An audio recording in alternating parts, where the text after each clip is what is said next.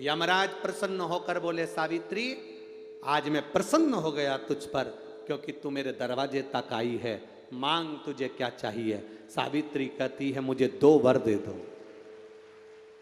मुझे 2 वर दे दो। अब तो यमराज प्रसन्न हो गया, ये अपने पति को भूल गई, इसने अपने पति को छोड़ दिया। ये अपने पति को भूल गई, इसने अपने पति को छोड़ दिया।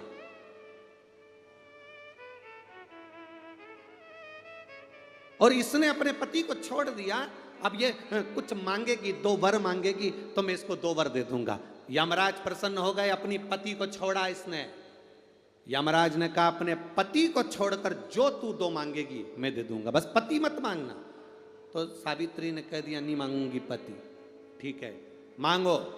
सावित्री ने कहा, पहला वर दीजिए, मेरे सास ससुर की आंख में रोशनी नहीं है, उनकी आंखों से दिखता नहीं है, बस इतना सा वर दे दो, उनकी आंख की रोशनी आ जाए और वो अपनी गोद में अपने पोते को खिलाएं, बस ऐसा वर दे दीजिए। यमराज प्रसन्न हो गया, इसने पति नहीं मांगा, तथास्तु। अब यमराज ने कहा, दूसरा वर मांगो। सावित्री बोली, दूसरा वर दे दीजिए, मेरे सास ससुर आज तक कोई तीर्थ करने नहीं गए, मेरे सास ससुर का जो बेटा है वो उनको तीर्थ कराए, बस ये व्रत दे दो। यमराज ने कहा, इसने अपने पति को नहीं मांगा, तथास्तु। अब यमराज ने कहा, जा। सावित्री के कहां जाऊं, आपने कहा था मेरे सास ससुर जब आंखों से रोशनी पाएं अपने पोते को खिलाएं, पति तुम ले जाओगे तो पोता आएगा कहां से? पति तुम ले जाओगे, पोता कहां से आएगा? और यदि मेरे सास ससुर के बेटे उसको तीर्थ कराएं, तो मेरा पति अगर तुम ले जाओगे तो उनका बेटा ही तो है, तीर्थ कराएगा कौन? यमराज प्रसन्न हो गया, उसने उस सत्यवान को वापिस लौटा दिया। वो सत्यवान सावित्री है। तो जितने भी यहां पर मेरे जीजा हुन बैठे हैं और जितने आस्था चैनल पर कथा सुन रहे हैं, जितने मोबाइल पर कथा सुन रहे हैं, तुम अपनी पत्नी को कभी हल्के में मत लेना, बिल्कुल हल्के में मत लेना।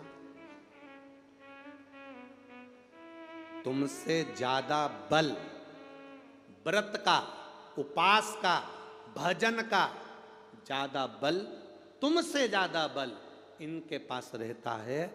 तुम सोचो कि बोल रहे हो कि मैं मंदिर में हूं, वो उसको बिना घंटी के घंटी बजती है दिमाग में, वो तुरंत पहचान जाती है,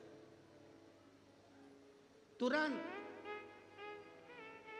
अपने पति को धर्म पत्नी अच्छे से जानती है कि ये झूठ बोल रहा है, ये गलत बोल रहा है, तो भी वो उसको स्वीकार करती है। उसी तरह परमात्मा को मालूम है कि ये झूठ बोल रहा है, उसके बाद भी वो स्वीकार कर कर यहां तक बुला देता। 16 श्राद्ध की कथा में हमने आप लोगों से कहा था कि अपने अपने पूर्वजों का, पितरों का फोटो लेकर आना, कथा में उनको कथा सुनाना। लायो, ऊंचा करो जरा, सब पंडाल में, पीछे वाले भी, आगे वाले भी, सब।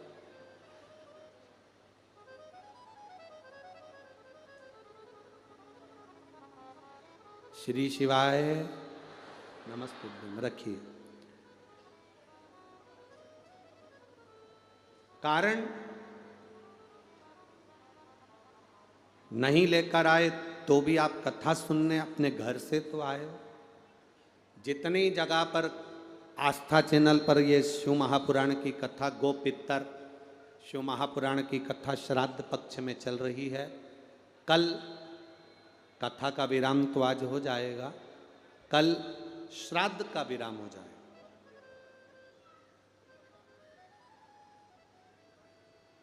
कल अमावस्या, कल श्राद्ध का विराम हो जाएगा। और श्राद्ध का जब विराम हो जाएगा, पितर अपने अपने देव स्थान पर पहुंच जाएंगे, नवरात्रि प्रारंभ हो जाएगी। शिव महापुराण की कथा जो घर से सुनने के लिए आए, या आस्था चैनल पर सुने, या फेसबुक यूट्यूब पर सुने, मोबाइल पर सुने, पंडाल में सुने, या फोटो को लेकर श्रवण करें, कैसे भी शंकर के करीब में शिव महापुराण तक तुम पहुंचे हो, तुम्हारे पूर्वज, तुम्हारे आहूत, तुम्हारे वासुक, तुम्हारे पितर कथा तक पहुंचे हैं, तो ये निश्चित है। शिव महापुराण की कथा में आता है कि अगर कोई शंकर की कथा सुनकर जाता है, उसके शरीर की तरंग से, हवा से, उसके मुख के दर्शन से, कोई गर्भ में बच्चा भी अगर शांत हो जाता है, कुंवारी अवस्था में कोई मर गया होता है, तो भी उसकी मुक्ति हो जाती है। तो इन जीवों का उद्धार तो वैसे ही है। वैसे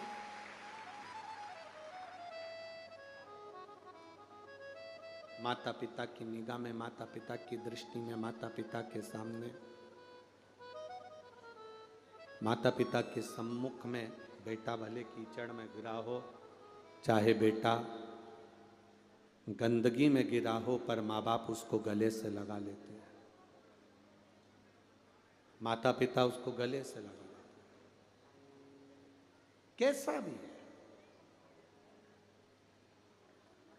भोलेनाथ एक लोटा जल चढ़ाने वाला चाहे कैसा भी हो, मेरा महादेव उसको अपने गले से लगा लेता है, उसको डूबने नहीं देता।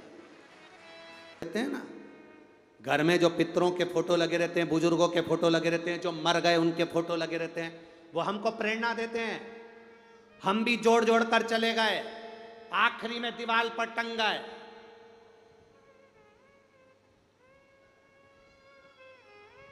इतने व्यस्त मत हो जाना, धन के चक्कर में, जोड़ने के चक्कर में इतने मत, उस जोड़ने के चक्कर में इतने मत प्रवेश कर जाना कि अपने नगर में, अपने गांव में, अपने क्षेत्र में कहीं शिव पुराण की कथा हो तो दुकान छोड़ने की भी फुर्सत ना मिले, ऐसी व्यस्तता मत रखो। अपने नगर में, अपने गांव में, अपने क्षेत्र में अगर शिव महापुराण की कथा मिले, 5 दिन 7 दिन नहीं जा सकते, कम से कम 1 दिन। शुरू में नहीं आ सकते तो आखिरी के दिन तो सुबेरे जल्दी कथा होती है, 8 बजे से 11 बजे तक। मार्केट खुलता है 11 बजे के बाद। कम से कम अपनी पत्नी से कहो, मैं भी तेरे साथ कथा में चलूंगा, 1 दिन की कथा सुनूंगा, मेरी भी जिंदगी सार्थक करूंगा, मेरा भी जीवन सार्थक।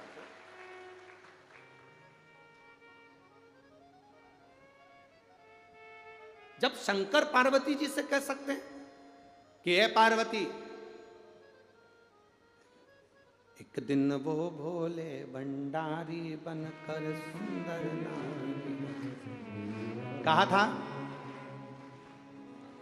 शिव जी ने पार्वती से, पार्वती से बोले मैं भी तेरे साथ राधा संग श्याम नाचे, मैं भी नाचूंगा तेरे साथ। शंकर भगवान पार्वती से कह सकते हैं कि मैं चलूं ब्रज की रज में, अगर भगवान कृष्ण प्रगटे हैं, ब्रज की रज में अगर मेरा कन्हैया आया है तो मैं भी दर्शन करने के लिए जाऊंगा। बस आपके भीतर भी यह भाव होना चाहिए। अपने नगर में अगर शिव महापुराण की कथा है, कुबेरेश्वर धाम से भोले बाबा खुद शिव पुराण के रूप में आए हैं, तो मैं भी दर्शन करने के लिए जाऊंगा, मैं भी दर्शन के लिए।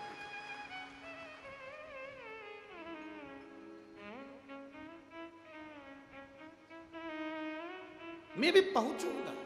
एक ब्रज की रज में, मथुरा ब्रज 84 कोस में, ब्रज की रज में, कोसी कला के अंदर, मथुरा के पास में कोसी कला, ये ब्रज की रज में आता है। क्यों? मथुरा में छोटी छोटी गलियां हैं तो बड़ी बड़ी कथाएं करना बड़ा मुश्किल हो जाता है। ब्रज रज में, वृंदावन में भी छोटी छोटी गलियां हैं तो वहाँ पर भी बड़ी जगह मिलना, इतना बड़ा व्यवस्था होना थोड़ा कठिन पड़ जाता है। गोकुल में भी छोटी छोटी जगह है, बरसाने में भी छोटी छोटी गलियां हैं, तो बड़ी बड़ी व्यवस्था करने में थोड़ा समय लग जाए, जगह नहीं मिल पाए, इसलिए ब्रजवासियों के लिए, पूरे ब्रज में रहने वाले ब्रज के निवासियों के लिए उत्तर प्रदेश के सुख में मथुरा जिले के अंदर, मथुरा के बिल्कुल नज़दीक में कौसी कला में 3 नवंबर से 9 नवंबर तक कार्तिक के महीने में, जिस कार्तिक के महीने में भगवान कृष्ण ने गोवर्धन पर्वत उठाया, बंसी बजाकर गौएं चराई, ऐसे कार्तिक के महीने में भगवान शंकर की और भगवान कृष्ण की अविरल कथा 3 नवंबर से 9 नवंबर तक 2 बजे से 5 बजे तक कोसी कला में सुनने को मिलेगी। मथुरा में गलियां हैं ज़्यादा, वृंदावन में गलियां ज़्यादा हैं, तो बड़ा पंडाल लगने में दिक्कत आती, इसलिए इसको मथुरा से थोड़ा सा दूर, ब्रज से थोड़ा सा ब्रज रास्ते में रखा, कौसी कला में रखा। मन करे अपनी चित्त वृत्ति में, अपने आनंद में श्रवण करो, जाओ, झूठ और प्रपंच की जिंदगी से दूर हो जाओ। हम तो यहां पर भी कहेंगे, जो 7 दिन 5 दिन माताएं पंडाल में बैठकर कथा सुनती हैं, एक माता जी ने एक पत्र में लिखा था कि मैं यहाँ पास के गांव की हूँ और लोग बिस्कुट बांटने आते हैं या कोई सामान देने आते हैं, तो यहाँ पर लोग एक एक की जगह 2-2 3-3 ले लेते हैं। हम भी हमारे विश्वास के साथ कहते हैं, जो 7 दिन कथा सुनने के लिए यहाँ आई हैं या 7 दिन अगर कोई कथा सुनने आया है, वो व्यक्ति बाहर निकलकर कभी कुछ लेने भी नहीं जाता। यहाँ कोई आ जाता है तो दे देते हैं, और एक के सिवाय दूसरा लेते नहीं है। वो तो दूसरे होंगे जो 2-2 3-3 बार लेकर चले जाते हैं। जो कथा का श्रोता होता है, जो कथा सुनने वाला होता है, वो पंडाल को छोड़कर बाहर भी नहीं निकलता। यहाँ कई माताएं ऐसी बैठी हैं जिन्होंने 7 दिन तक पंडाल को छोड़कर खाना खाने भी नहीं गई, केवल पंडाल में बैठी रही। अपने घर से थोड़ा ठेहुआ बनाकर लाई थी, थोड़ा सा चावल के आटे को शक्कर में मिलाकर, गुड़ में मिलाकर बना के लाई, नमकीन बना के लाई, थोड़ा मुरमुरे लेकर आ गई, वही खाकर उसने 7 दिन निकाल कर कथा सुन ली। यहाँ पंडाल में ऐसे भी बैठे। ये तो वो होंगे जो केवल खाने के लिए आते हो या दिखावे के लिए आते हो या काम बिगाड़ने आते हो, पर जो श्रोता है, शंकर भगवान की कथा को सुनने वाला जो होता है, वो तुम्हारे पास पहुंचता ही नहीं है। वो तो बैठा रहता है। आप आ गए तो पानी का पाउच दे गए, आप आ गए तो बिस्कुट दे गए, आप आ गए तो खिचड़ी दे गए। उन्होंने लिया, पाया और अपनी झाड़ू लगाई, अपनी दरी बिछाई और अपने आनंद पाया। कचरा पूरे पंडाल में आपको एक रत्ती का कचरा नहीं मिलेगा, सब झाड़ू पोछा सब लगा देती हैं और भाव के साथ में रहती हैं, क्योंकि उनको मालूम है 7 दिन मुझे शिव पुराण सुनना है, मेरे बाबा मेरे करीब में आएंगे, मेरा बाबा मेरा दुख मिटाएंगे। वो भाव से आते हैं, निर्मल स्वभाव लेकर आते हैं। परे झूठ प्रपंच से परे, झूठ प्रपंच से दूर।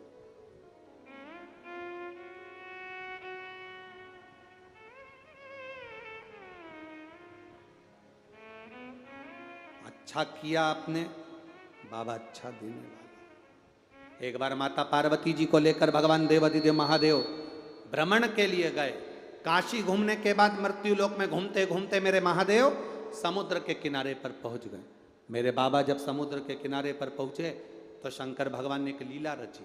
शिव जी ने लीला रचकर पार्वती से कहा, पार्वती मुझे भगवान नारायण बुला रहे हैं, मैं अभी आता हूं, तू यहीं रुक।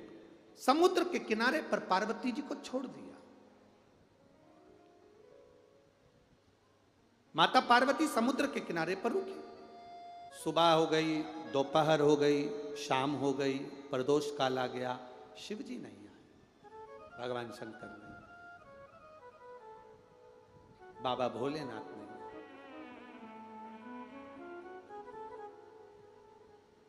इंतजार कर रही है मां। रात होने लगी, पार्वती को याद आया, आज तीज का व्रत है मेरा, आज मेरा तीज का व्रत है। और तीज का व्रत है, पार्वती को याद आया कि आज मेरा तीज का व्रत, प्रभु तो आए नहीं। समुद्र की रेत का शिवलिंग बनाया, बालू रेत का, और पार्वती जी ने उस बालू रेत के शिवलिंग को बनाकर उसका पूजन जो सामान मिल गया उससे कर लिया, जो मिला उससे वो पूजन कर रहे।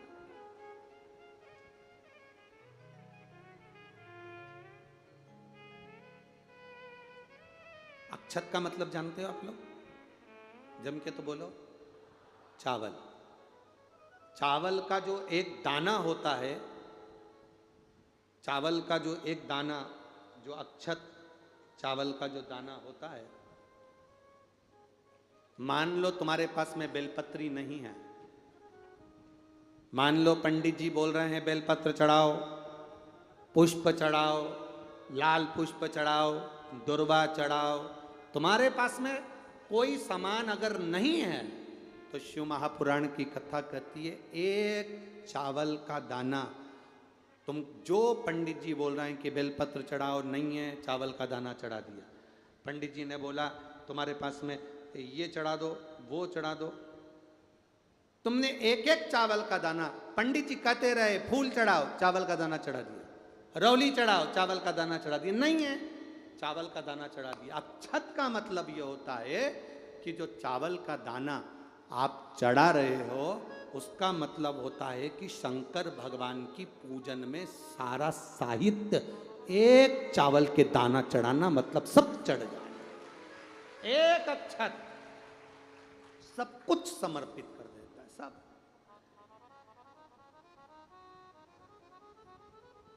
एक चावल का दाना शिव जी को समर्पित करा, सब समर्पित, सब कुछ।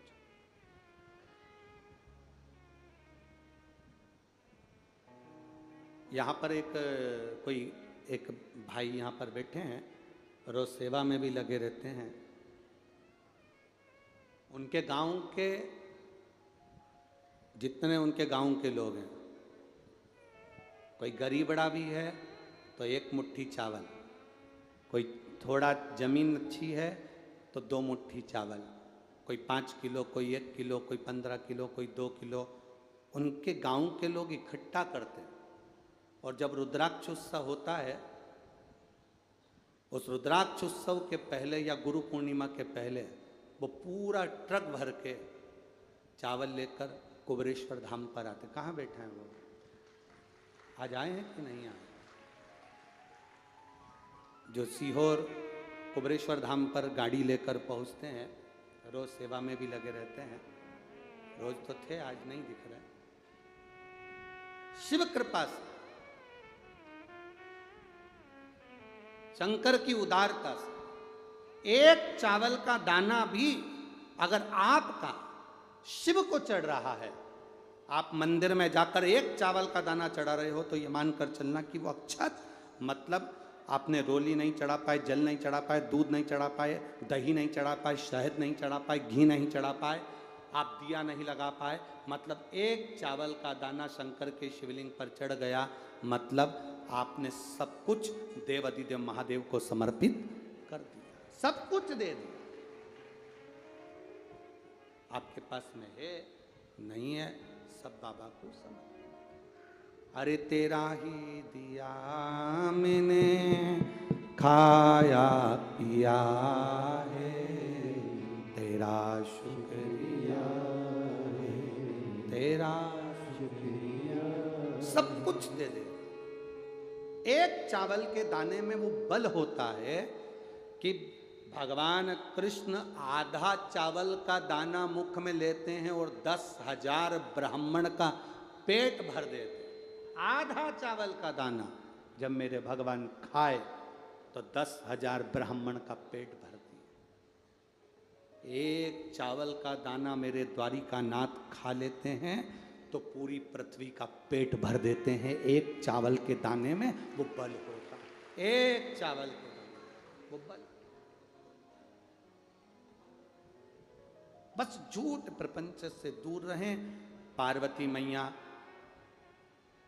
कुछ नहीं मिला माता पार्वती को तीज की पूजन के लिए, कुछ नहीं। बालू रेत का शिवलिंग बना लिया पार्वती जी ने, कोई वृक्ष की पत्तियां तोड़ के ले आई, वो चढ़ा दी पार्वती जी ने। एक चावल का दाना माता पार्वती के पल्लू में बंधा हुआ था। एक चावल का दाना माता पार्वती के पल्लू में बंधा हुआ था। क्यों? माता पार्वती जी आज जो साड़ी पहनी थी, जो चूनर माता पार्वती जी पहनी थी, वो चूनर पहनकर माता पार्वती जी अपने मायके गई थी। मायके से जब आई थी, माँ ने गोदी भरी थी। आपके यहाँ भरते कि नहीं भरते हमें पता नहीं। बेटी जब अपने घर से जाती है तो उसकी गोदी में थोड़ा सा चावल, बतासा, कुछ भी बेटी की गोदी में डालकर भेजते हैं। यहाँ पर है कि नहीं ऐसा वो हमें नहीं मालूम, पर हमारे उधर तो ऐसा क्रम है। छत्तीसगढ़ में है, बेटी विदा होती है, ननंद विदा होती है, बहन बेटियां जाती हैं तो उसकी गोदी में थोड़ा सा चावल, बतासा, रुपया जो भी डाला जाता है, तो बेटी पूरा चावल लेकर घर नहीं जाती, वहीं रख जाती है। उसमें से थोड़ा सा पल्लू में बांधकर ले जाती है, 2 दाने 4 दाने। अब लोग हंसते हैं आज के ज़माने में, अगर बेटी को चावल का दाना दे दो और बेटी पल्लू में बांध के ले जाए तो लोग हंसें, पर उस चावल का महत्व क्या है? बेटी जब अपने मायके से जाती है तो उसकी गोदी में चावल का दाना क्यों दिया जाता है? बेटी जब अपने मायके से जाती है तो उसकी गोद भरकर क्यों भेजा जाता है? शादी में जितने फेरे की मूलता नहीं, जितने मंडप की मूलता नहीं, शादी में उतने बेटी के गोद भराई की मूलता होती है। शादी होती है उससे पहले उसकी गोद भरना पड़ती, जेठ भरे, ससुर भरे, कोई भी भरे, उसकी गोदी में कुछ ना कुछ वस्त्र आभूषण जो लाए हैं वो देना पड़ता है। उसकी मूलता क्यों भरा जाता है? बहन बेटी की गोदी में चावल का वो पसी, वो गोद भराई क्यों दी जाती है? वो चावल क्यों डाला जाता है? उसका केवल एक कारण है, मेरी बहन, मेरी बेटी जैसे अखंड सौभाग्य लेकर, मांग में सिंदूर भरकर, माथे पर बिंदी लगाकर तू मेरे घर पर आई है, ये चावल इसलिए दे रहे हैं कि तेरा अखंड सौभाग्य ऐसा ही बना रहे और तू ऐसी ही अखंड सौभाग्यवती होती है। अब आजकल तो फैशन के चक्कर में ये सब बंद हो गया, पर बहन बेटी 2 दाने चावल के लेती थी और जो उसकी गोदी भरता था उसके भी गोदी में से वो 2 दाने थाली में या अपनी भाभी को या उस पात्र में डाल देती थी। वो चावल के दाने आज माता पार्वती जी के पल्लू में बंधे हुए थे। माँ ने उस पल्लू में से चावल के दाने को निकाला और निकाल कर देवाधिदेव महादेव के शिवलिंग पर समर्पित किया। माँ ने चावल के दाने शिवलिंग पर समर्पित। रात भर माता पार्वती जी जागी, तीज का व्रत किया। सुबेरे देवाधिदेव महादेव आ गए। सुबेरे मेरे बाबा पता, शंकर भगवान आए। आते से भोलेनाथ जी ने पूछा, पार्वती कल तुम्हारा तीज का व्रत था, मैं नहीं था तुम्हारे पास में, तो तुमने तीज का व्रत नहीं करा? पार्वती जी बोली, अभी सुबह के टाइम तो मैंने आपका पार्थिव शिवलिंग का निर्माण कर कर बालू रेत का शिवलिंग बनाया, उसको विसर्जन करा, पूजन करी मैंने, अभी करी। मैं नहीं मानता कि तुमने पूजन करी। पूजन का सामान कहां से आया?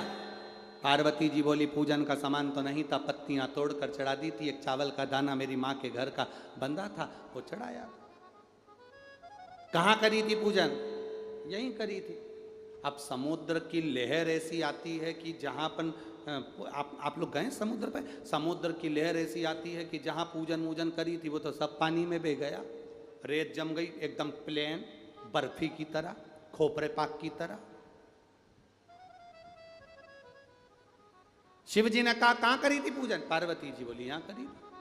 पूजन तो कहीं दिख ही नहीं रही, पूजन तो कहीं पर नजर ही नहीं आ रही। पार्वती जी बोली हमने पूजन यहीं करी थी, आपको विश्वास नहीं है? नहीं, आपने पूजन करी तो पूजन जहां होती है वहां कुछ ना कुछ थोड़ा बहुत तो होता ही है। पंडाल उड़ जाएगा, व्यासपीठ चली जाएगी, कैमरे वाले चले जाएंगे, साउंड वाले चले जाएंगे, टीवी वाले चले जाएंगे, दरी उड़ जाएगी, फिर भी कौड़िया वालों तुम अगर 15-20 दिन बाद भी अगर इधर आसपास में कहीं घूमोगे तो तुम्हें शिव महापुराण की कोई ना कोई निशानी तो पड़ी मिली ही जाएगी, कोई दोना पड़ा मिल जाएगा, पन्नी पड़ी मिल जाएगी, कुछ ना कुछ पड़ा मिल जाएगा, कुछ ना कुछ तुम्हें मिलेगा कि हाँ यहाँ कथा हुई थी, यहाँ पर कथा हुई थी, कुछ ना कुछ ऐसा मिलेगा। अब भगवान बोले पूजन होती है तो कहीं ना कहीं कुछ ना कुछ तो मिलता है। आप बताओ मुझे यहाँ पर क्या है, क्या पड़ा है यहाँ? पूजन का कोई साहित्य, पूजन का कोई सामान दिख नहीं रहा। पार्वती जी बोली बड़ी गजब फंसी आज तो मैं, अब इनको कैसे बताऊं कि पूजन मैंने करी थी और यहीं पर करी थी। पूजन करी और मैंने यहीं पर करी, कैसे बताऊं? सामने गौ माता खड़ी थी। पार्वती जी ने कहा रुको अभी रुको, मैं पूछवाती हूं मैंने तीज की पूजन करी कि नहीं करी। पार्वती जी ने गौ माता को आवाज लगाई, मैया आओ। गौ माता नजदीक में आई। पार्वती जी ने कहा गौ माता रात्रि को तू जगी थी मेरे साथ, मैंने तीज का व्रत करा, पूजन करी, भजन करा, शिवलिंग बनाया। गौ माता बोल, मैंने रात्रि को तीज का व्रत करा कि नहीं करा तू बता। गौ माता ने अपना मुंह हिला दिया, गौ माता ने मुंह हिला दिया। अब जैसे ही गौ माता ने मुख हिलाया, शिव जी ने कहा देख ले पार्वती तूने पूजन नहीं करी। पार्वती जी की आंख में जल भर गया। प्रभु आप जानते हो ना, गाय ने तुम्हारे सामने भी एक बार झूठ बोला था ना। शिव जी कहते हैं मानता हूं, पर आज तो तू प्रूफ दिलवा रही ना। पार्वती जी ने गौ माता के आगे हाथ जोड़कर कहा मां बोलो मैंने तीज की पूजन करी कि नहीं करी। गौ माता ने झूठ बोल दिया। कारण पूजन तो करी थी, पर पूजन का कोई प्रसाद कोई भाग गाय को नहीं मिला था, इसलिए गौ माता ने कह दिया पार्वती ने कोई पूजन नहीं करी। पार्वती मैया के आंख से जल बह गया। मां तू पूजनीय है, तेरे में 33 कोटि देवी देवता विराजमान है, धर्म तेरे पथ पर टिका हुआ है मां, पर तूने झूठ बोला है तेरे मुख से। जैसे जैसे कलयुग बढ़ेगा मां तो झूठ बोली है, इसलिए तुझे झूठन खाना पड़ेगी। तू झूठ बोली है इसलिए तू झूठन खाएगी। कलयुग जैसे जैसे बढ़ेगा तुझे झूठन मिलेगी। झूठन। शंकर भगवान कहते हैं पार्वती तुम गौ माता को श्राप दे रही हो? नहीं नहीं, श्राप नहीं दे रही हूं, मैं कह रही हूं जैसे जैसे कलयुग बढ़ेगा वैसे वैसे जैसा तूने झूठ बोला है वैसे तुझे झूठन खाना पड़ेगा। गाय पवित्र है, शरीर पवित्र है, पर मुख इसने झूठ बोला। और सुनो नाथ, मैं पार्वती इस समुद्र तट पर खड़ी होकर कहती हूं संसार का मनुष्य चाहे कितना भी दान करे, कितना भी पुण्य करे, कितना भी भजन करे, पर अगर झूठ बोलता है तो उसको एक जन्म लेकर मृत्यु लोक में झूठन खाना ही पड़ती है, खाना ही पड़ती है।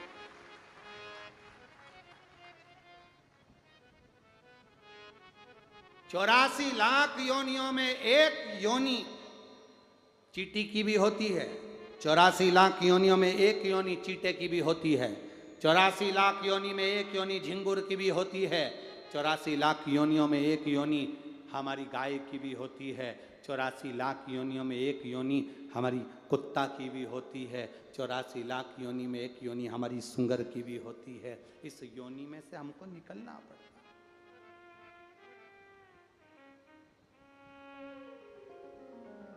भगवान जो देता है उसको तुम छाती ठोक कर प्रेम से खा सकते हो, पर यदि तुम छुड़ा कर लाए हो, चुरा कर लाए हो, धोखा देकर लाए हो, तो उसको तुम छाती ठोक कर नहीं खा सकते। तुम्हारे मोहल्ले में कुत्ता है क्या? अरे बोलो तो जम के, है कुत्ता? तुम्हारे मोहल्ले में अगर कुत्ता हो तो उस कुत्ते को देखना, तुम्हारे दरवाजे पर से अगर तुम उसको रोटी दोगे तो वो तुम्हारे सामने बैठकर खाएगा। खाता है कि नहीं खाता? बोलो जम के बोलो जरा, खाता है। और अगर वो किसी के दरवाजे से रोटी चुरा कर लाता है तो उसके दरवाजे पर कभी नहीं खाता, दूर जाके चुपचाप से खाता है। देखा है कि नहीं देखा?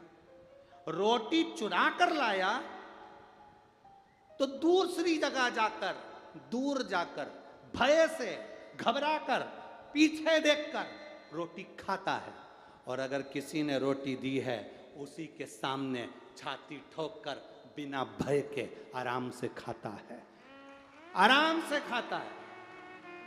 बस जैसा कुत्ता है वैसा ही संसार के मानव का भी जीवन है।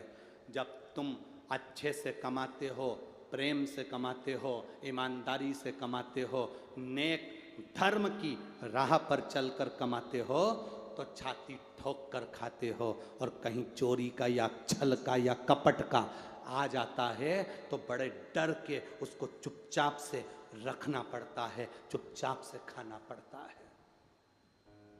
नेक कर्म का है, अच्छा है, सनातन भाव का है, ठेक धर्म का है, तो उसको तुम अपने आनंद में पाओगे। पर कहीं से आया धोखा देकर, छल कर कर, बेईमानी कर कर, कपट कर कर लाए हो तो उसको बड़ी बड़ी सोच समझ कर पाना पड़ेगा।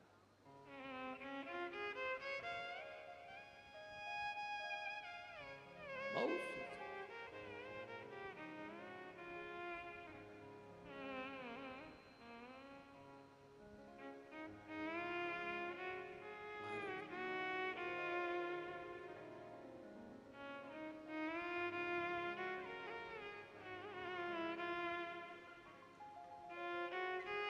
शिव तत्व की प्राप्ति।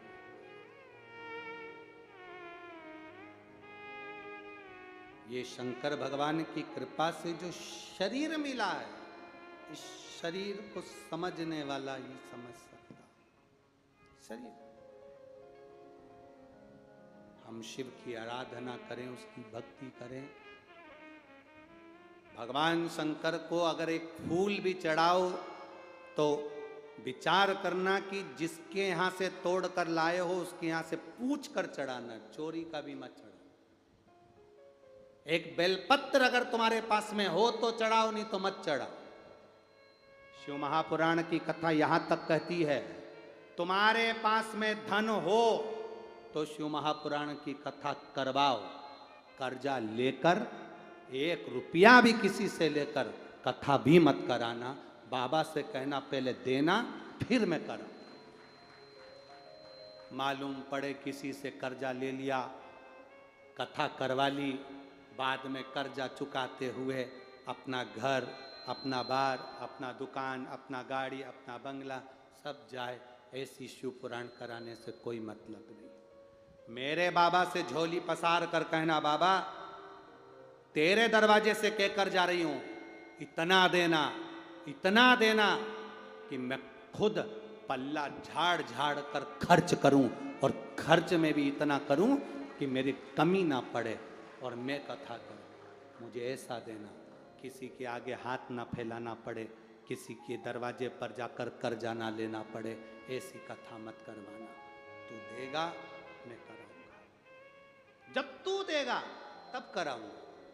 दुनिया से मांग कर नहीं, दुनिया से कर्जा लेकर नहीं, मेरे दम पर तेरी कृपा से करूंगा। तू कृपा करेगा तब होगा। एक माता जी कर रही थी, कोटा में एक माता जी मिली, बड़ी बुजुर्ग थी, बहुत, जैसे यहाँ पर आपको दिखाया था मटका, देखा था मटका, मटके पे पत्र लिखा था कि मेरा मन है कि कथा करो। हम केवल इतना कहेंगे, आप कथा सुनते रहो, भले टीवी पर सुनो, आस्था चैनल पर सुनो, चाहे फेसबुक यूट्यूब पर सुनो, चाहे पंडाल में बैठकर सुनो, तुम्हारे नजदीक में जहां कथा वहां जाकर सुनो। एक बार देवाधिदेव महादेव से दिल से कहना, बाबा मेरा मन है कथा करवाने का। मैं कथा नहीं करवाऊंगी, करवाएगा तू। तेरा नाम कुबेर भंडारी है, जब तू दुनिया का भंडार भर सकता है तो मेरा नहीं भर सकता? भरेगा तू और कथा करवाएगा तू। मेरी सामर्थ्यता नहीं कि मैं कुछ करा लूं, कराएगा तू। हम तो सहज जीव हैं, हम सहज। मेरे भोले तेरी नौकरी सबसे बढ़िया है, सबसे।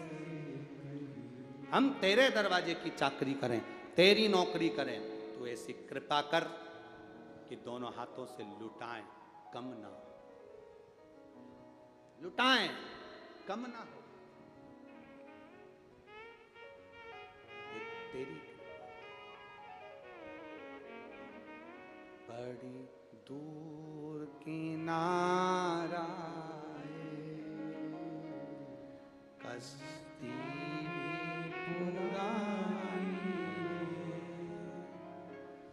बड़ी दूर किनारा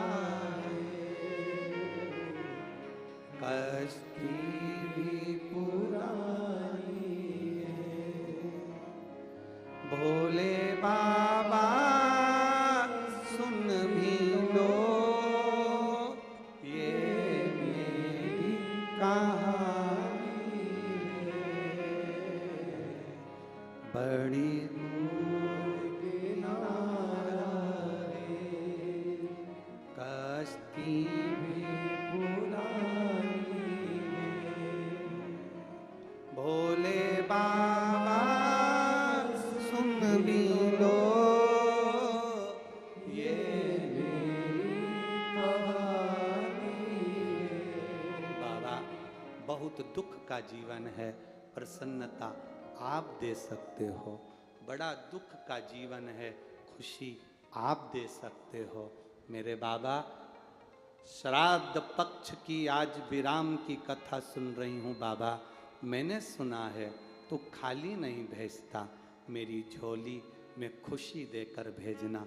जिस कारण, जिस कार्य के लिए मैं कथा सुनने के लिए आई हूँ बाबा, मेरी झोली में वो दे देना, फिर तेरे दरवाजे पर कथा सुनने पहुँच जाऊँ, ऐसी कृपा कर दे, फिर पहुँचूँ। माना में टीवी पर कथा सुन रही हूँ, माना में आस्था चैनल पर कथा सुन रही हूँ, मोबाइल पर सुन रही हूँ या पंडाल में सुन रही हूँ, बाबा तू सुनता है, देगा, ये मेरा भरोसा कहता है, ये मेरा विश्वास कहता है, तू देगा, खाली नहीं छोड़। आप में से कई लोग ऐसे हैं जो पहले कथा सुन चुके हैं कहीं, आप में से कई लोग ऐसे हैं जो पहली बार कथा सुनने आए हैं।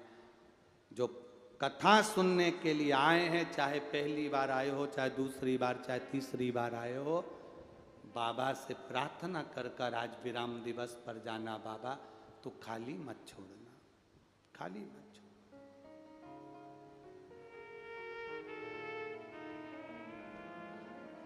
तेरी कृपा, तेरी दया, कुछ अच्छा कर्म करते चलो, अपनी जिंदगी में कुछ अच्छा करिए, अच्छा।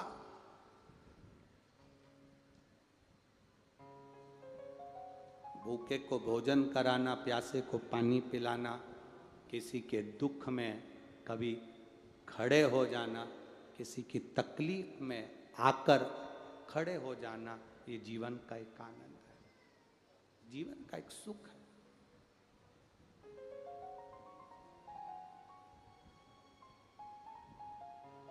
शिव कथा कह रहे,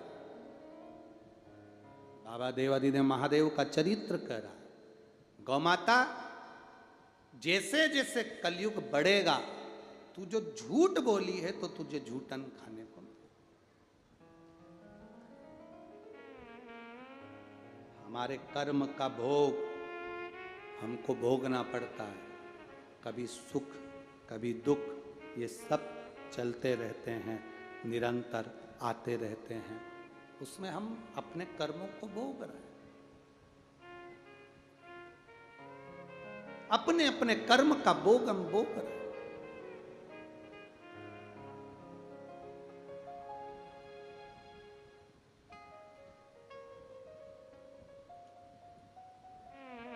महाराज, समय आया, शिव कथा कहती है, बाबा देवादिदेव महादेव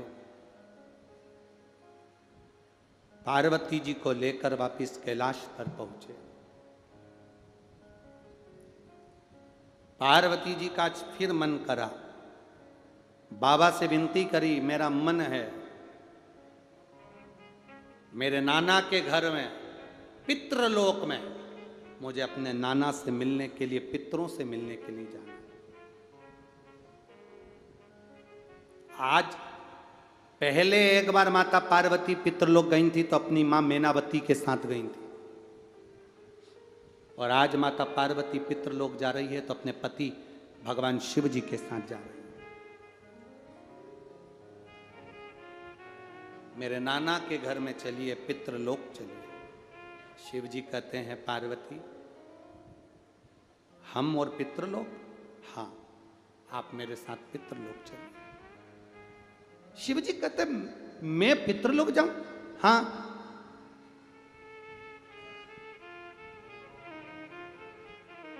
मुझे मेरे नाना जी की याद आ रही है, चलो मेरे साथ।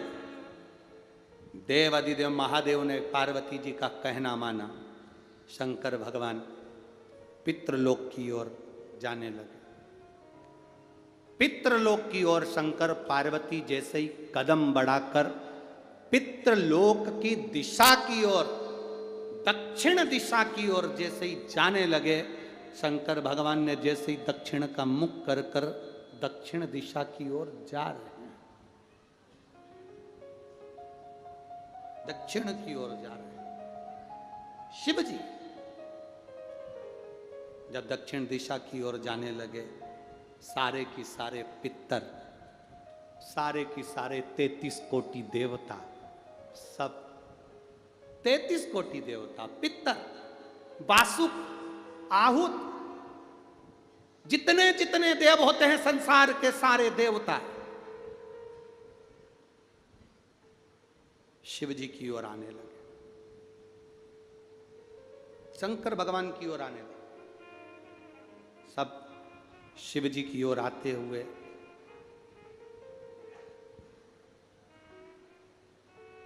जो देखा, देखते से ही माता पार्वती आश्चर्य में पड़ गई।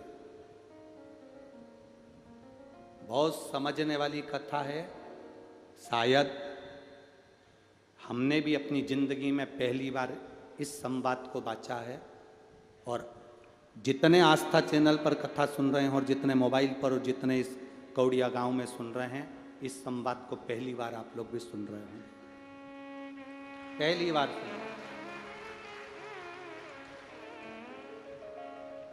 हमने भी अपने जीवन में पहली बार इस संवाद को बांच रहे हैं, इस संवाद को पहली बार। पितृलोक के देवता पार्वती जी शिव जी से कहती हैं, हमारे नाना के घर चलिए। शंकर भगवान जा रहे हैं, कुछ कदम चले हैं भगवान दक्षिण की ओर, और पितृलोक के देवता, आहुत लोक के देवता, वासुक लोक के देवता, 33 कोटि देवता, सब ऊपर से नीचे कैलाश धाम के लिए आने लगे। सब की सब वापिस आते हुए जब पार्वती जी को दिखे तो पार्वती जी ने भोलेनाथ जी से पूछा, प्रभु अपन तो अपने नाना के घर जा रहे थे, हम तो नाना के घर जा रहे थे और ये सारे के सारे नाना नानी और सारा खानदान और सारे देवता ये अपनी ओर आ रहे हैं, सबकी सब बहते चले आ रहे हैं। अपन जा रहे दक्षिण में, ये जा रहे जम के बोलो उत्तर में। अब आप दक्षिण में जा रहे हो और वो सामने से कोई व्यक्ति आ रहा है तो किधर की साइड आएगा? उत्तर। अपन जा रहे दक्षिण में, ये सवार है उत्तर में। शिव जी कहते हैं पार्वती, इसका उत्तर तो मैं नहीं दे सकता कि अपन तेरे नाना के घर जा रहे हैं और ये सब की सब 33 कोटि देवता, पितर देवता, गरुण वरुण सारे देवता ये सब अपनी ओर आ रहे हैं, तो इसका उत्तर मैं नहीं दे सकता। इसका उत्तर यही देंगे, सारे देवता आ गए।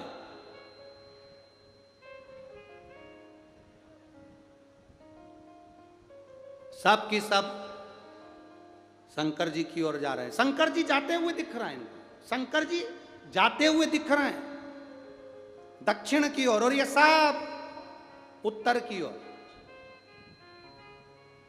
शिव जी ने देखा कि ये लोग तो रुके ही नहीं हैं। भोलेनाथ डमरू खड़काए, जो डमरू खड़काए शिव जी ने अपना मुख उत्तर का करा, देवताओं ने अपना मुख दक्षिण का करा। शंकर जी ने पार्वती के सम्मुख में पूछ लिया, आप कहां जा रहे हो? पार्वती तो मुझे नाना के घर पितृलोक लेकर जा रही है, देवलोक लेकर जा रही है, और आप यहां कैलाश धाम पर आप मेरे पास में आ रहे हो, कहां जा रहे हो? पितरों ने हाथ जोड़कर कहा, हाथ जोड़कर पितर कहते हैं, हमारा भोले बाबा, हमारा दामाद, हमारी बेटी हमारे घर आए या हमारा शंकर हमारे पास में आए, ये ठीक नहीं। हम हमारे भोलेनाथ के पास जाएं, इससे बढ़कर कोई सौभाग्य नहीं है, इससे बढ़कर कोई सौभाग्य नहीं है। बाबा पितरों ने हाथ जोड़कर शंकर भगवान से विनती करी, है भोले बाबा बस इतनी कृपा करो, संसार में रहने वाले मनुष्य श्राद्ध पक्ष में केवल 16 दिन हमको जल देते हैं। कितने दिन देते हैं? 16 दिन। धूप 16 दिन देते हैं, ब्राह्मण भोज 16 दिन कराते हैं, गौ भोज 16 दिन कराते हैं, कौवे को भोजन 16 दिन देते हैं, कुत्ते को भोजन 16 दिन देते हैं। हमारे ये पितृलोक के देवता कह रहे हैं कि मृत्यु लोक में रहने वाले हमारे परिवार के लोग हमको केवल 16 दिन भाग देते हैं, बाकी के समय हम सब भूखे प्यासे रहते हैं। आप कृपा करो भोलेनाथ जी, आप करुणा करो। पार्वती जी ने देखा मेरे नाना जी आपसे विनती कर रहे हैं। नाना बोलो क्या चाहते हो? पितृलोक से पितरों ने और देवताओं ने कहा, भोलेनाथ आज हमें वर दे दीजिए, आपके ऊपर जब जल चढ़ेगा उसका एक कंश पितरों को, देवताओं को, सबको प्राप्त होगा। शिव जी ने कहा हम वर तो दे देंगे पर मना नहीं, वर देने में मना नहीं है, हम तुम्हें वर दे देंगे कि हमारे ऊपर चढ़ा हुआ जल पितरों को भी मिलेगा, देवताओं को भी मिलेगा, देवियों को भी मिलेगा, पर हम आपसे एक वर चाहते हैं। शंकर जी ने जैसे ही कहा वर चाहते हैं तो पितर बोले कौन सा वर? शंकर भगवान कहते हैं हम आपसे केवल इतना चाहते हैं, अगर कोई हमारे मंदिर में आकर शिवलिंग पर जल चढ़ाएगा उसका एक भाग तुम्हारे खाते में जाएगा, पर आशीर्वाद आपको देना पड़ेगा कि उसके घर में कभी पितृदोष नहीं होगा, उसके घर में कभी पितृदोष नहीं होगा, कभी आहु दोष, कभी वासुक दोष नहीं होगा, कभी उसके दरवाजे पर काल सर्प दोष नहीं होगा, कभी उसके दरवाजे पर दुख नहीं आएगा।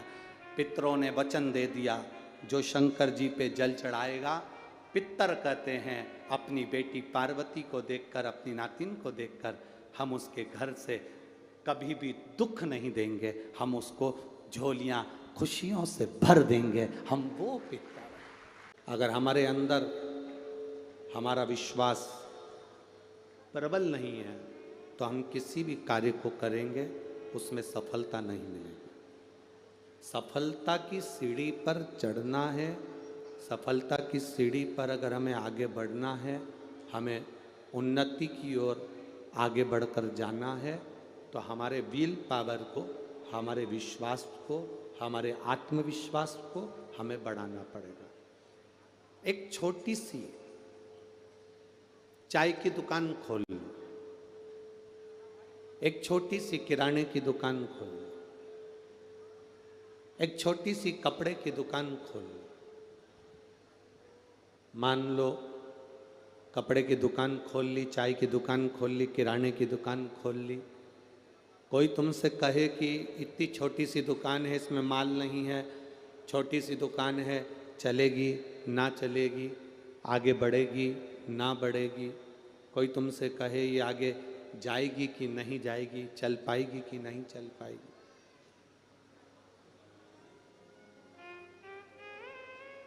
उसे कहना दुकान छोटी है कि बड़ी है उससे मतलब नहीं होता। दुकान में जो बैठा है दुकान चलाने के लिए, उसका विश्वास अगर बहुत प्रबल है, बहुत आत्मविश्वास बहुत प्रबल है, तो छोटी सी दुकान भी चलती है और उसमें भी धन प्राप्त होता है। अपने भीतर के आत्मविश्वास को हम प्रबल क्यों नहीं करते? अपने भीतर के बल को हम क्यों नहीं बढ़ाते?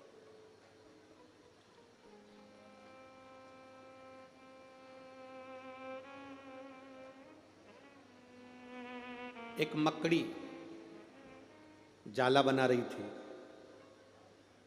पहले वो दरवाजे के पास जाला बना रही थी तो एक छिपकली उसके पास में आई और छिपकली ने आकर कहा, दरवाजे के पास में जाला बना रही है, कोई अगर दरवाजा खोलेगा बंद करेगा तो ये जाला तेरा बेकार हो जाएगा, ये जाला तेरा टूट जाएगा। ये जाले की कोई महत्वता ही नहीं रहेगी जब जाला बेकार हो जाएगा। इस जाले की कोई महत्वता ही नहीं रहेगी, ये जाला बेकार हो जाएगा।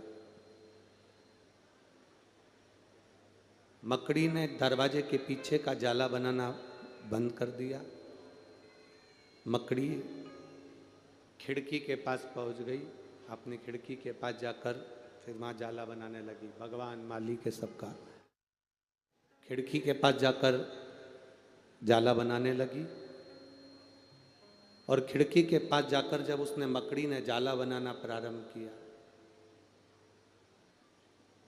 फिर वहां पर छिपकली आ गई और छिपकली ने आकर कहा कि ये कहाँ जाला बना रही हो खिड़की के पास?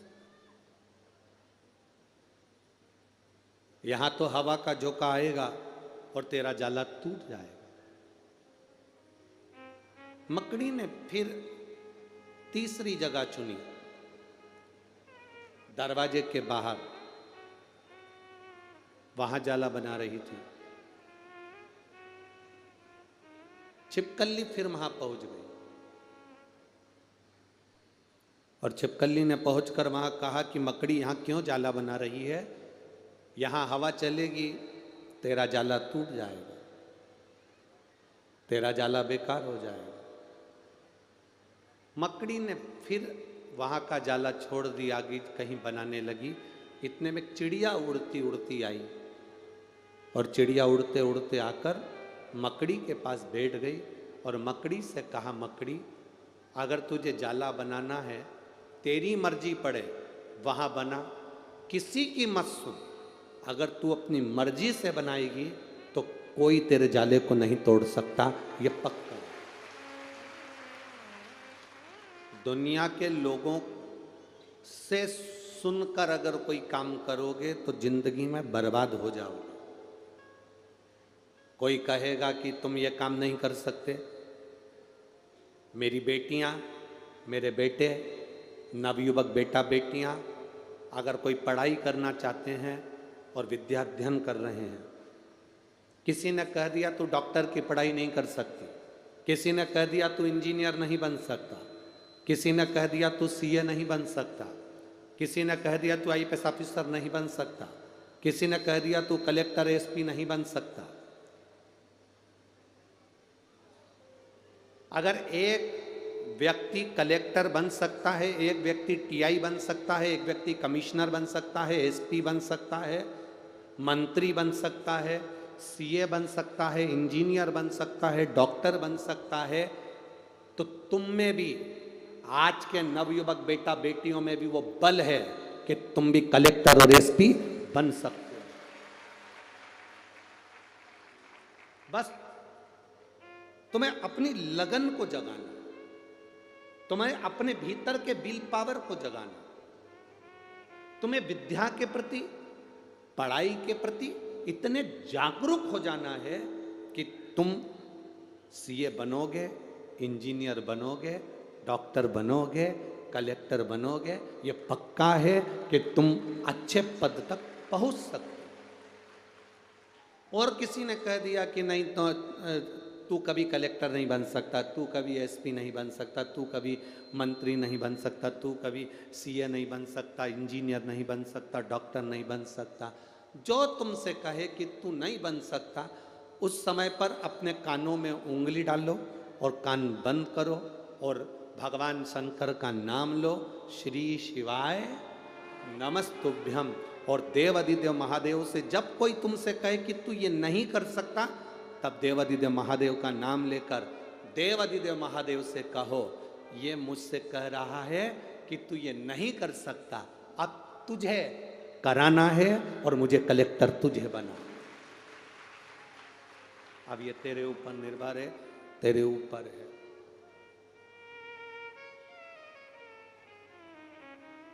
अब ये तेरे ऊपर है, तुझे बनाना। और डीले कम कर दे बाबू। और जब तक तू नहीं करता, तब तक दुनिया का कोई व्यक्ति मेरा साथ नहीं दे सकता।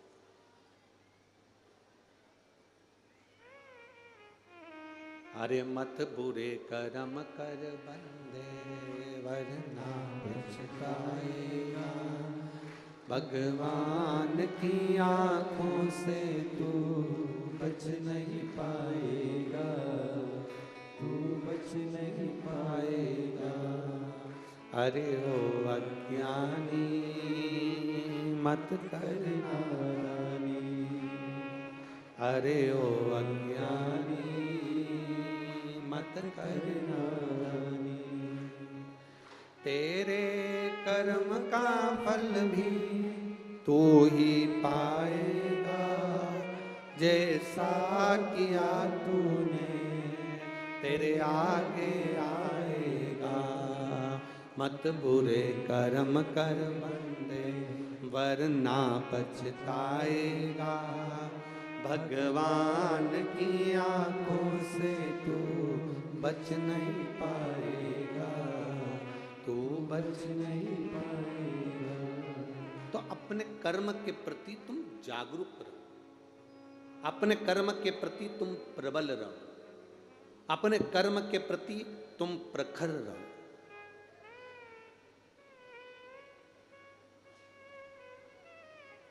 डॉक्टर ऑपरेशन करते हैं तब मुंह पर पट्टी बांध लेते हैं, मास्क लगा लेते। देखा है आप लोगों ने? अरे बोलो तो जम के, देखा है?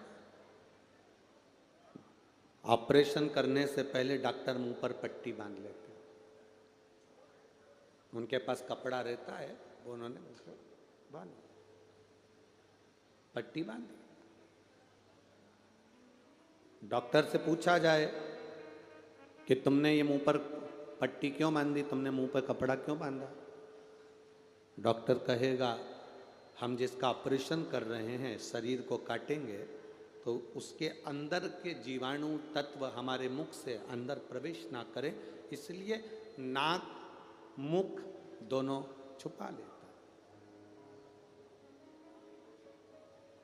इसके अंदर के जो विकार हैं, इसके अंदर का जो बेकार भाव है वो हमारे जीवाणु अंदर ना चले जाए।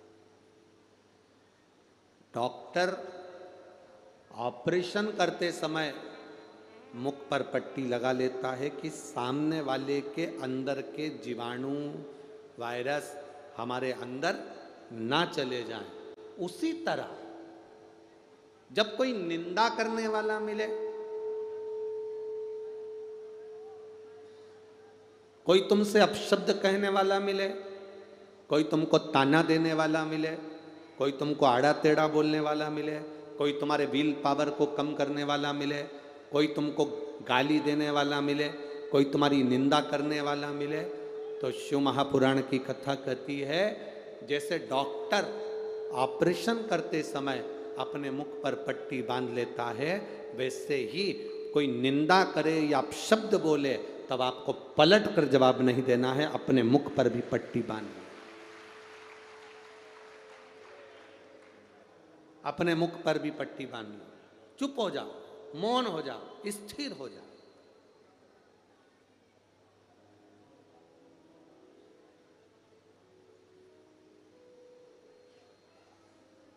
निंदा करने वाला पापी होता है कि निंदा सुनने वाला? जम के बोलो जरा। निंदा करने वाला पापी होगा कि निंदा सुनने वाला? निंदा सुनने वाला।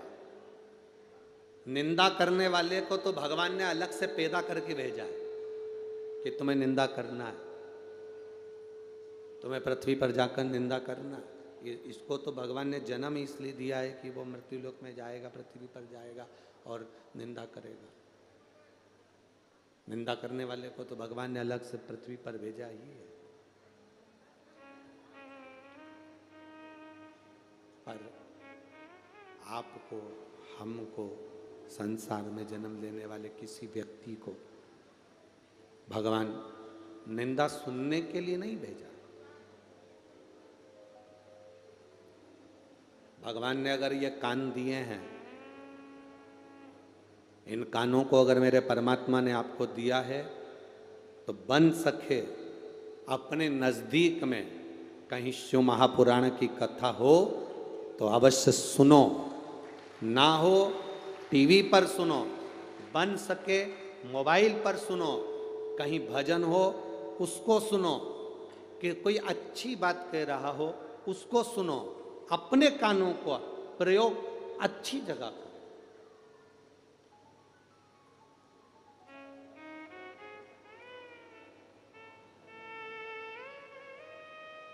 आप लोगों के पास में गाड़ी है? अरे बोलो तो जम के। है? साइकिल, मोटरसाइकिल, बाइक है? बुलेट, बाइक, माइक, कुछ भी गाड़ी तो है ना? आप में से कितने लोग हैं जो अपनी गाड़ी को कीचड़ में रखते हैं, खड्डे में रखते हैं, खेत में पानी भरा जाए उसके अंदर रखते हैं? अरे बोलो तो जम के। कोई रखता है? नहीं। जब तुम अपनी गाड़ी को कीचड़ में नहीं रखते, गलत जगह नहीं रखते, अच्छी जगह रखते हो, तो फिर अपने कानों को, आंखों को गलत जगह कीचड़ में क्यों रखते हो?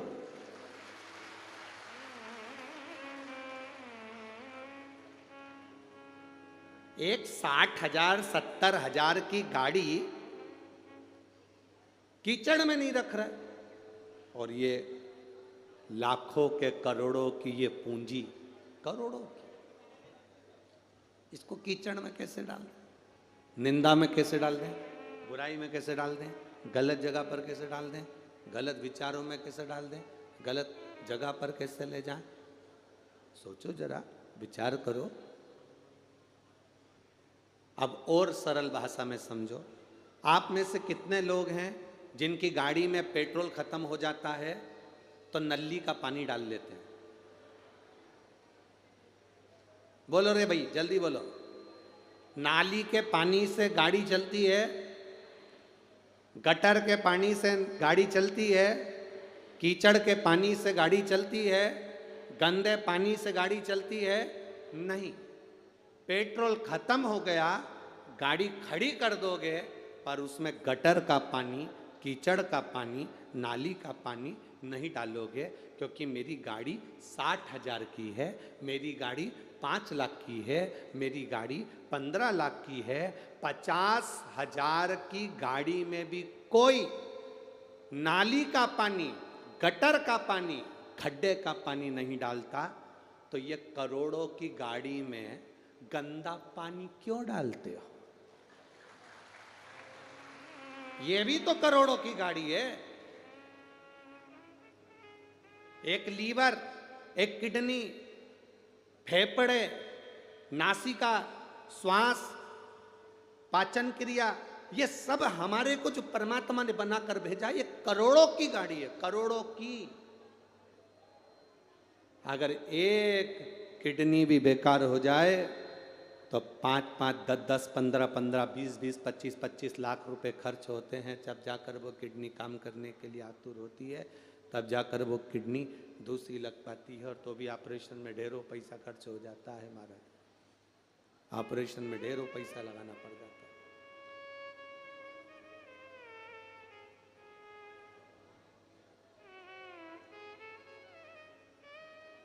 एक किडनी अगर गड़बड़ हो गई, एक लीवर गड़बड़ हो गया, तो लाखों का करोड़ों का धन हमें लगाना पड़ जाता है। हमें लाखों का धन, करोड़ों का धन वहां लगाना पड़ता है।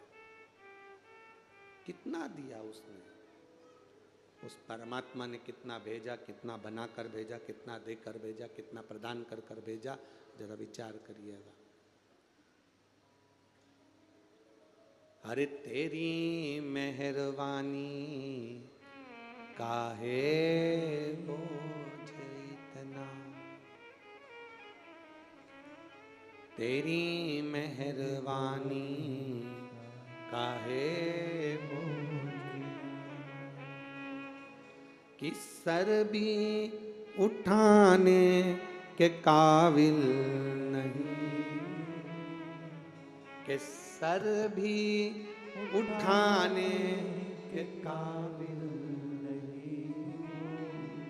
मैं आ तो गया हूँ मगर जानता, मैं आ तो गया हूँ मगर जानता, तेरे दर पे आने के काबिल नहीं हूँ, तेरे दर पे आने के काबिल नहीं हूँ, तेरी मेहरबानी काहे बोझ इतना, तेरी मेहरबानी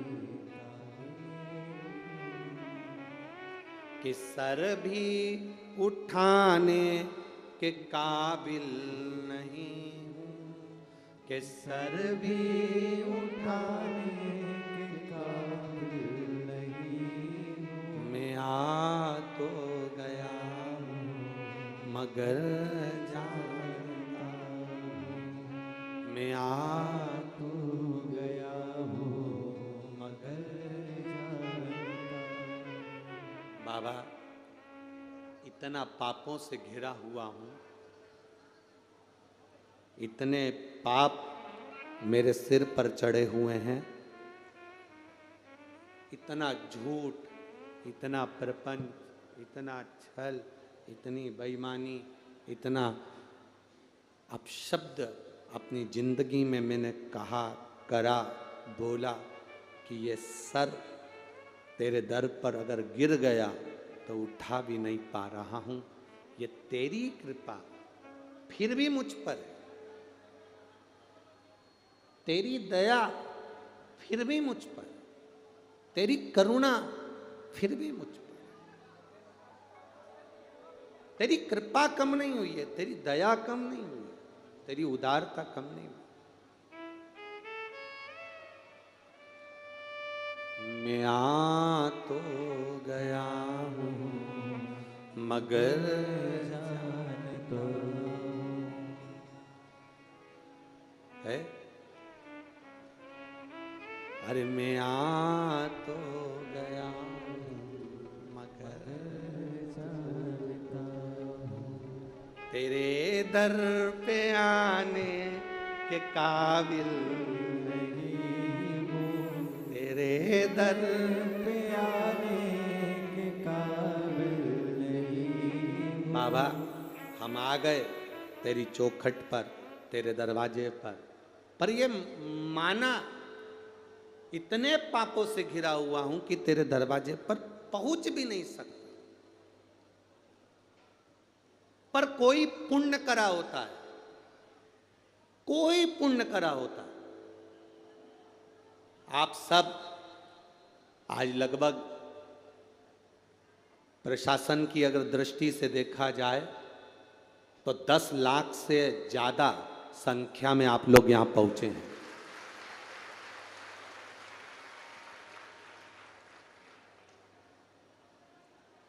अब जरा विचार करिएगा, हम तो कहेंगे आस्था चैनल वालों को कि आप बाहर भी जितने लोग बैठे हैं भगवान की अविरल भक्ति में, उनको भी अवश्य दिखाएं, द्रोण से दिखाएं, कैसे दिखाएं, पर उनको भी अवश्य दिखाएं।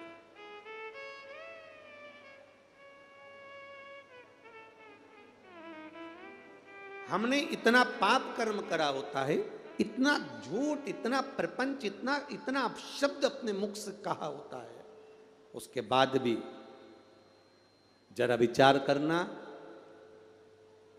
इतना पाप करने के बाद तो कोई तुम्हारा मुंह ना देखे, उसके बाद भी तुम शिव महापुराण की कथा में जाकर बैठे हो, मतलब महादेव ने तुमको स्वीकार कर लिया।